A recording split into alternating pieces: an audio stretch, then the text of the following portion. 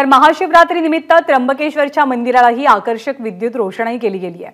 पहाटे विधिवत पूजा करून हे मंदिर भाविकांसाठी खुलं झालंय। भाविकांनी पहाटेपासूनच दर्शनासाठी मोठी गर्दी केली आहे। सर्व भाविकांना दर्शन मिळावं यासाठी उद्या रात्री 9 वाजेपर्यंत मंदिर खुलं असेल।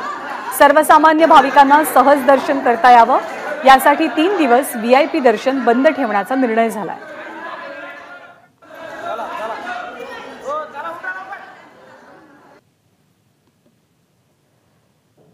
त्र्यंबकेश्वर मध्ये प्रचंड भाविकांची गर्दी उसळलेली आहे। आज सकाळी आपण इकडे बघत असाल त्र्यंबकेश्वर देवस्थान ट्रस्टकडनं प्रचंड अशी रोषणाई विद्युत रोषणाई या ठिकाणी करण्यात आलेली।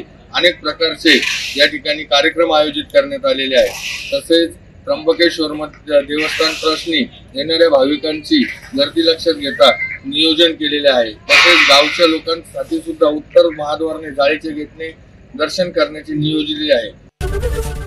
ABP माझा, उघडा डोळे बघा नीट।